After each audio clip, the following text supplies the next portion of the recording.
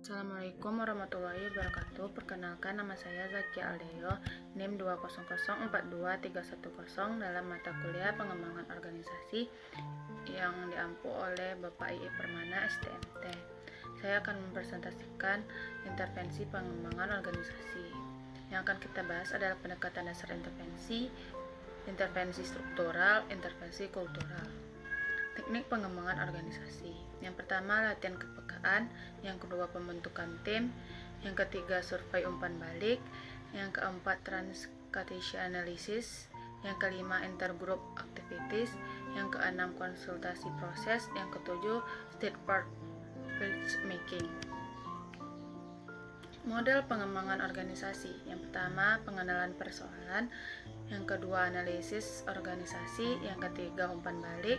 Yang keempat, pengukuran dan penilaian. Yang kelima, pengembangan organisasi intervensi. Yang keenam, intervensi. Yang pertama, pendekatan dasar intervensi.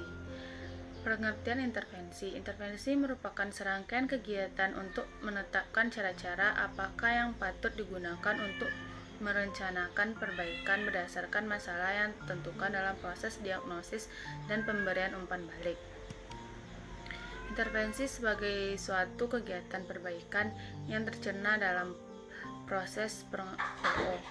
Intervensi merupakan kegiatan yang mencoba masuk ke dalam suatu sistem tata hubungan yang sedang berjalan, hadir berada di antara orang-orang, sekelompok, atau objek dengan tujuan membantu proses perbaikan.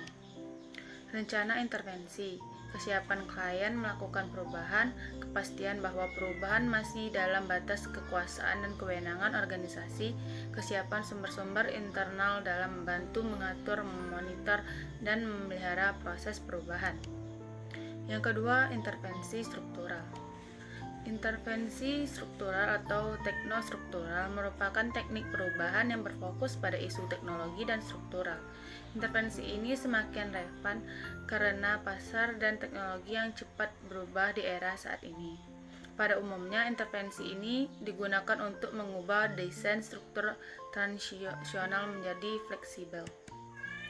Desain struktural atau desain organisasi adalah tentang bagaimana organisasi bekerja secara keseluruhan dengan berbagai ke dalam subunit dan bagaimana subunit tersebut berkoordinasi untuk menyelesaikan tugas.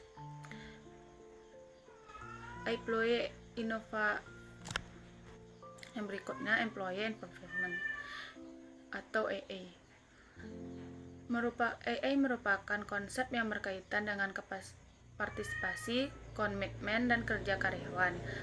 Beberapa penelitian menyebut bahwa tingkat EA yang tinggi berkontribusi pada peningkatan kinerja karyawan, kinerja keuangan, kepuasan pelanggan, jam kerja yang lebih optimal, hingga tingkat WST yang lebih rendah. Total Quality Management atau TQM. TQM merupakan pendekatan yang lebih komprehensif terhadap EA karena perlu melibatkan partisipasi anggota organisasi untuk mempertahankan hasil dalam jangka panjang. Desain pekerjaan. Intervensi desain pekerjaan adalah tentang membuat pekerjaan yang sekelompok kerja yang menghasilkan tingkat kepuasan karyawan yang tinggi. Pendekatan yang digunakan untuk mendesain pekerjaan adalah engineering dan motivasi. Ketiga, intervensi kultural. Intervensi kultural atau budaya organisasi mengacu pada nilai-nilai, keyakinan, dan praktek mendasar yang membentuk suatu organisasi. Ini mencangkup faktor-faktor seperti misi, visi, dan nilai-nilai organisasi, bagaimana pekerjaan dilakukan, dan bagaimana keputusan dibuat. Budaya organisasi dapat berdampak signifikan terhadap perilaku, motivasi, dan kinerja karyawan.